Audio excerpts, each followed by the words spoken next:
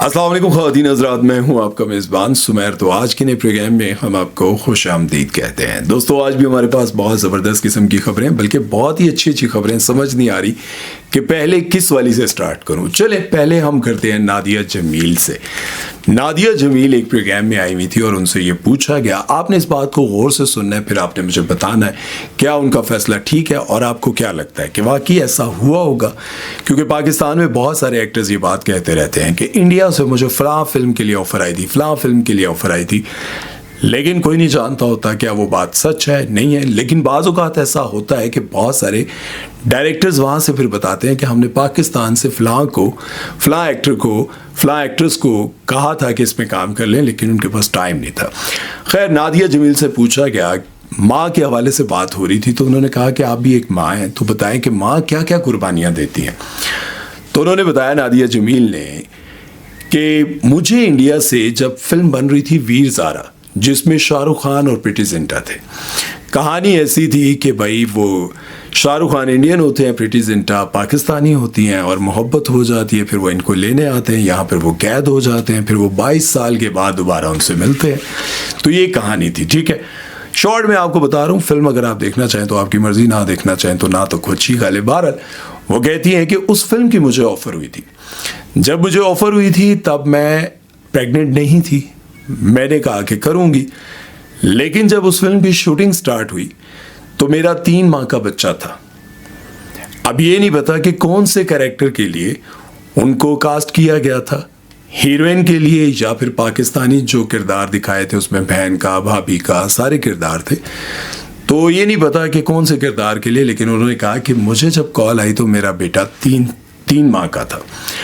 अब मेरी फैमिली ने, मेरे ससुराल वालों ने, मेरे शौहर ने, बल्कि मेरी सास ने, मेरी माँ ने कहा कि इंडिया जब तुम जाओ तो मैं साथ चली जाऊँगी, तुम्हें जाना चाहिए, तुम्हें अपने कैरियर पर फोकस करना चाहिए, तुम जाओ, हम तुम्हारे साथ हैं, हम तुम्हें सपोर्ट करेंगे।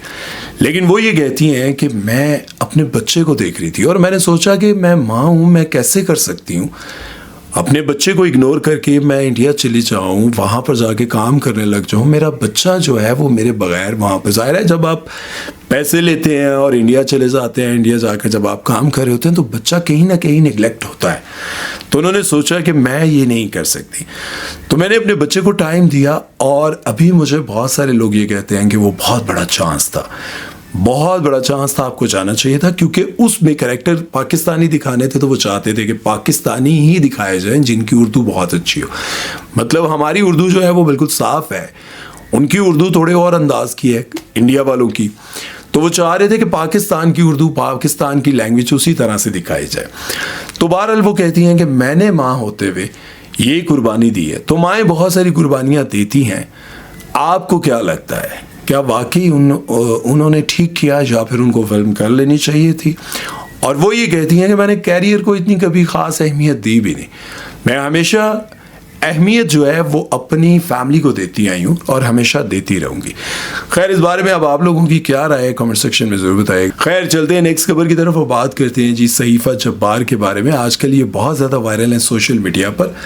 और वैसे तो ये एक्ट्रेस मॉडल हैं, लेकिन आजकल इन्होंने अपना बिज़नेस स्टार्ट किया हुआ है, अपना फास्ट फूड का एक उन्होंने सेटअप बनाया है। वहाँ पर उनको बहुत सारी प्रॉब्लम्स आ रही हैं, जिसकी वजह से ये सोशल मीडिया पर वीडियोस डालती रहती है और ये वायरल हैं। कुछ लोगों को नहीं पता कि ये बहुत सारे पहले भी इश्यूज़ पर बात करके वायरल हो चुकी हैं।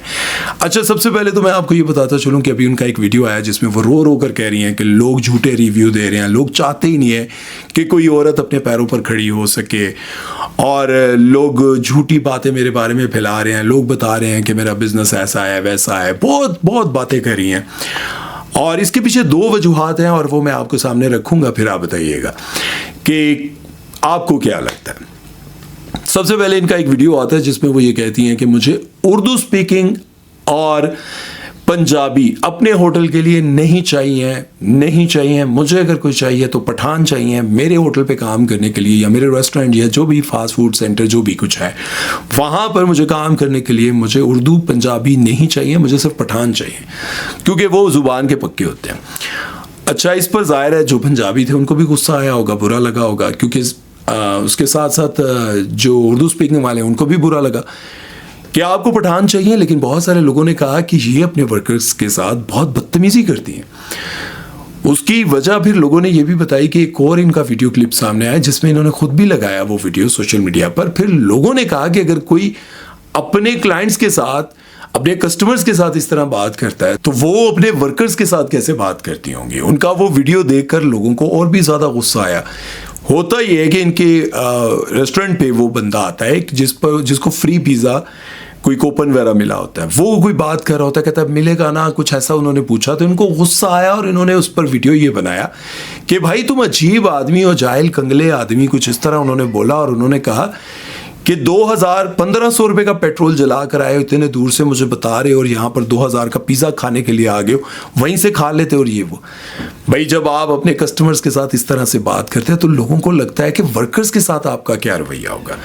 अच्छा, अब इनका एक वीडियो जो सामने आ रहा है जिसमें इन्होंने कहा कि लोग मर्द चाहते ही नहीं है, मर्द मेरे खिलाफ वीडियोस बनाते हैं, मेरे बारे में गलत रिव्यू देते हैं, मेरी बातों का गलत वो मतलब लेते हैं।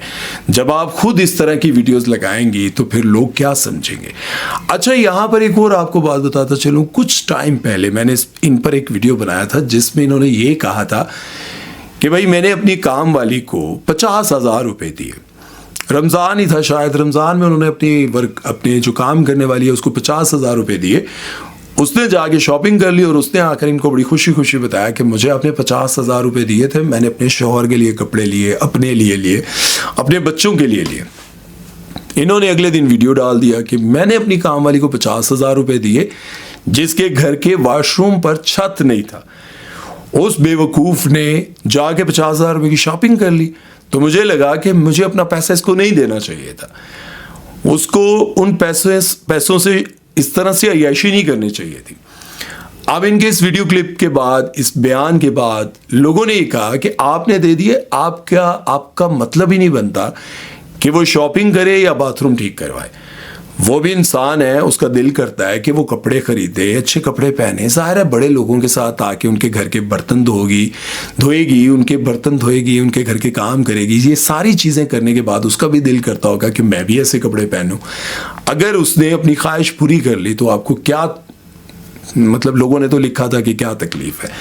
मैं ये नहीं कहना चाह रहा था, लेकिन मैं ये बताना चाहूँगा कि लोग फिर क्या कह रहे थे। बहरहाल लोगों ने ये लिखा कि भाई आपको क्या तकलीफ है, लेकिन कुछ लोगों ने कहा कि बिल्कुल आपने ठीक कहा कि उस 50,000 रुपये को वो खर्च करके अपने घर के बाथरूम की छत ठीक करवा सकती थी। तो खैर इस तरह की चीज़ें वो बोलती रहती हैं। कभी कभार उनकी बातें बिल्कुल ठीक होती हैं, लेकिन कभी कभार वो ऐसा बोल जाती हैं और वो कहती हैं कि मेरी मर्ज़ी, मैं जो मर्ज़ी बोलूँ, मेरा ओपिनियन है, मैं अपना ओपिनियन दूंगी।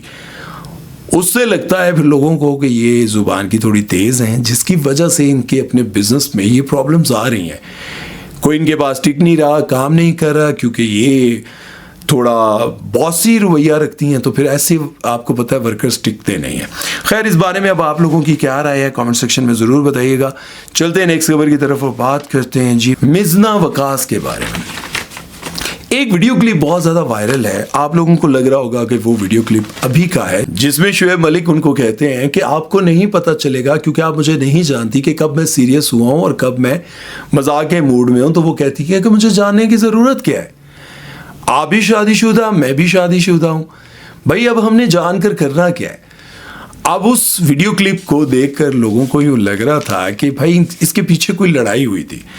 उसकी वजह ये थी, वो जो उनको गुस्सा आया हुआ था, वैसे तो वो माशाल्लाह बहुत उनकी पर्सनालिटी भी अच्छी है और हर दूसरे ड्रामे में उनका कैरेक्टर भी बड़ा अच्छा होता है। और मज़े की बात, बहुत हाजिर दिमाग है वो यार, बहुत माशाल्लाह। मैं कहता हूँ कि ऐसा दिमाग भी अल्लाह ताला किसी किसी को देता है। शुएब मलिक भी बहुत हाजिर दिमाग है, वो भी पूरे माजरत के साथ पूरे के पूरे मरासी हैं, वो भी बहुत जुगते मारते हैं। लेकिन मिज़ना, आपका नाम वाकई थोड़ा मुश्किल है। लड़ाई इस बात पर हुई थी कि भाई मेरा नाम एक ऐसा होस्ट जो नेशनल चैनल पर बैठकर एक प्रोग्राम होस्ट कर रहा है, उसको मेरा नाम नहीं आता ठीक से। कभी वो मुझे मुज़ना बोल रहा है, कभी वो मिज़ना बोल रहा है, कभी वो क्या बोल रहा है। भाई उस बंदे को पता तो होना चाहिए कि मैं मिज़ना वकास को अपना मेहमान मैंने बुलाया है और मुझे उससे बात करनी है। वैसे मैं सच बता रहा हूँ कि आपका नाम थोड़ा मुश्किल है, थोड़ा कॉम्प्लिकेटेड नाम, क्या कहते हैं कि बस जुबान से मुश्किल ना लिया आंदा। देखिए मैंने आपका नाम जो है ना वो लिख कर सामने रखा है, तो मैं गलत नहीं बोल रहा। मिज़ना कहती हैं कि जब एक बंदा मेरा नाम बार बार गलत ले रहा था तो मैंने उससे थोड़ा समझाया, भाई कम से कम मेरा नाम तो ठीक लो ना, इतने बड़े शो को होस्ट कर रहे हो तो तुम्हें मेरा नाम तक नहीं आता। तो उन्होंने आगे से कहा भैया इतनी सीरियस क्यों हो रही हैं आप? तो उन्होंने कहा मैं सीरियस क्यों होंगी भाई, आप भी शादीशुदा मैं भी शादीशुदा, हमने करना क्या है, जान कर क्या करना है, और ये सारी बातें उन्होंने उस वक्त बोली और लोगों को ये लगा था कि शायद इसके पीछे कोई लड़ाई हुई थी। बहरहाल तो मैं क्लियर कर देता है वो लड़ाई नहीं हुई सी और नाम गलत लैंड दी वजह थी। और आपको तो ये बात पता भी है कि शोएब मलिक के बारे में मशहूर है कि वो जहाँ भी जाते हैं कोई ना कोई टांका जोड़ ही आते हैं। अभी पिछले दिनों खुद फिर एक कोई खबर चल रही थी कि शोएब मलिक एक और जगह टांका फिक्स किया है। मुझे किसी ने कहा था लेकिन मैंने कहा नहीं भाई, सबूतों के बगैर नहीं। और वैसे भी अगर किया हो, जब तक वो पब्लिक में नहीं आए तो हमें क्या ज़रूरत है इस पर बात करने की। जिसके साथ वो हैं अल्लाह ताला उनको उनके साथ अब खुश रखे। मैं नहीं चाहता हूँ कि कभी किसी का घर टूटे, क्योंकि भाई टूटे हुए घरों की वो कहते हैं लोग ईंटें तक उठा के ले जाते हैं। ये वैसे तो ट्रकों के पीछे और बसों के पीछे लिखा होता है, लेकिन कभी कभार कुछ बातें ऐसी भी लिखी होती हैं जो बड़ी अच्छी होती हैं। घर टूटता है, टूटकर उसकी ईंटें बिखरती हैं, और अगर घर का रखवाला उन ईंटों को दोबारा समेटने की कोशिश ना करें, उनकी हिफाजत ना करें, तो एक एक ईंट करके कोई ना कोई उठा के ले जाता है और दोबारा से उस घर की दीवार को खड़ा करना आपके लिए मुश्किल ही नहीं नामुमकिन हो जाता है। उम्मीद है कि आज का ये प्रोग्राम आप लोगों को अच्छा लगा होगा। अपना बहुत सारा ख्याल रखिएगा, दुआ में याद रखिएगा। सुमैर चौधरी को दीजिए इजाज़त, अल्लाह हाफिज़।